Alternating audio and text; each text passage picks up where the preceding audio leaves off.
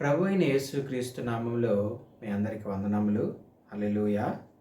మనం ఇక్కడ మన కుటుంబము యేసుని ప్రేమిస్తే, మన కుటుంబము యేసుక్రీస్తు ప్రభువారిని ప్రేమిస్తే ఆయన నిన్ను ప్రేమిస్తాడు. హల్లెలూయా. అయితే ఈ సృష్టిలో ఉన్న ప్రతి ఒక్కరిని ఆయన ప్రేమిస్తూ ఉన్నాడు. అయితే నీ వంతు సహాయము, నీ వంతు నువ్వు నీ కుటుంబం ఏం చేయాలనంటే, దేవుణ్ణి ప్రేమిస్తే ఖచ్చితంగా ఆయన నిన్ను ప్రేమిస్తాడంట. యోహాను సువార్త 11:5. హల్లెలూయా.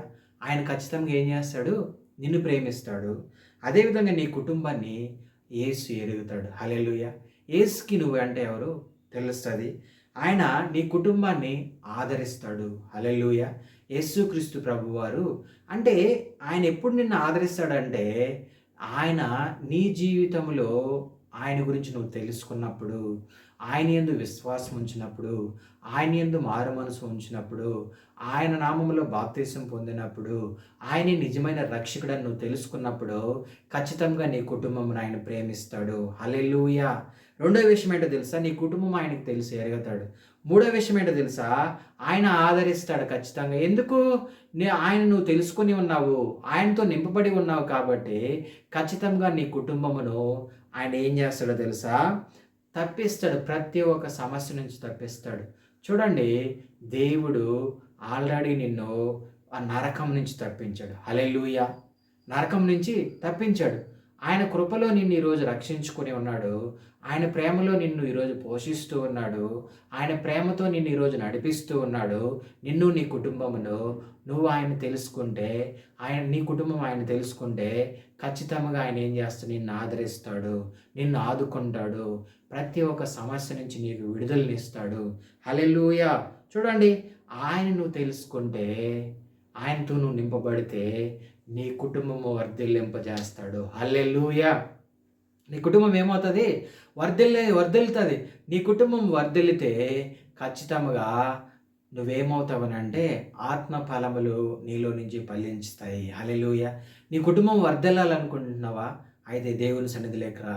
దేవుని నామములో రక్షణ పొందుకో. ఖచ్చితంగా దేవుడు నిన్ను ఈ లోకమనే ఆశల నుంచి, ఈ లోకమనే పాపం నుంచి, ఈ లోకమనే శాపం నుంచి నిన్ను విడిపిస్తాడు. ఎందుకనంటే నువ్వు యేసుని తెలుసుకోవాలనుకుంటూ ఉన్నావు. యేసే నిజమైన రక్షకుడని నువ్వు తెలుసుకుంటే ఖచ్చితంగా నిన్ను, నీ కుటుంబాన్ని దేవుడు ఏం చేస్తాడు? విడిపిస్తాడు. చూడండి, నీ కుటుంబాన్ని యేసుక్రీస్తు ప్రభువారు ఆస్తికర్తలుగా చేస్తానంటూ ఉన్నాడు. హల్లెలూయా. నువ్వు ఆయన ప్రేమిస్తే ఖచ్చితంగా ఏం చేస్తాడంట? ఆయన నిన్ను ఆస్తికర్తలుగా చేస్తాడంట. చూడండి, ఈ సృష్టిలో ఎవరికీ లేనంత ధన్యత నీకు నాకు ఉందనంటే అదేంటో తెలుసా? దేవుడిచ్చిన రక్షణ, దేవుడిచ్చిన ఆత్మ, దేవుడిచ్చిన ప్రేమ, దేవుడిచ్చిన క్షమాగుణం, దేవుడిచ్చిన సమాధానమే ఈరోజు మనకు ఆస్తి. మనం అనుకుంటూ ఉంటాం ఆస్తికర్తలుగానే అంటే, అయ్యో నేను యేసుక్రీస్తు ప్రభువుని నమ్మిన వెంటనే నేను ఏమైపోతాను? కోటేశ్వరుడు అయిపోతానని కాదు. అది కాదు. ఎవరికి లేని ధన్యత ఇవ్వడమే దేవుడు నీకు ఇవ్వాలనుకుంటూ ఉన్నాడు. అయితే నువ్వు తీసుకోవాలనంటే నీ కుటుంబం అంతా ఆయన ప్రేమించాలి. హల్లెలూయా. నీ కుటుంబము ఆయన రక్షణ పొందుకోవాలి. నీ కుటుంబం ఆయన ప్రేమను పొందుకుంటే ఖచ్చితంగా నీ కుటుంబాన్ని వర్ధిల్లింపజేస్తాడు. ఖచ్చితంగా నీ కుటుంబాన్ని ఆస్తికర్తలుగా చేస్తాడు. అదేవిధంగా నీ కుటుంబాన్ని యేసుక్రీస్తు ప్రభువారు ప్రతి ఒక్క సమస్య నుంచి, ప్రతి ఒక్క బాధ నుంచి, ప్రతి ఒక్క ఇరుకు నుంచి, ప్రతి ఒక్క ఇబ్బందుల నుంచి ఆయన నిన్ను తప్పిస్తాడు.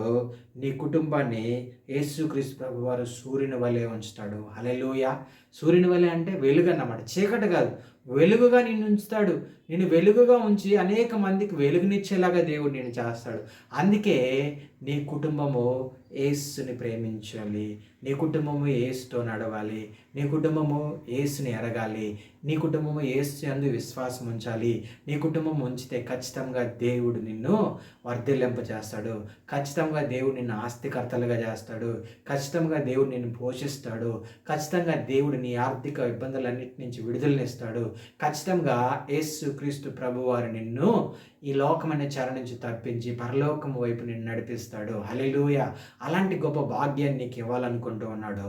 అయితే నా సహోదరుడా, సహోదరి, ఒకసారి జ్ఞాపకం చేసుకో. నిన్ను ఆయన ప్రేమిస్తూ ఉన్నాడు కాబట్టి నీ కుటుంబాన్ని ప్రేమిస్తూ ఉన్నాడు. నువ్వు ఆయన ప్రేమించు. దేవుడి ఈ లోకం నుంచి నువ్వు విడిపించి ఆత్మ సంబంధమైన ఆశీర్వాదాలతో నిన్ను ఆశీర్వదించి ముందుకు నడిపిస్తాడు. ఇటు మాటలు దేవుడు దీవించును గాక. ఆమేన్.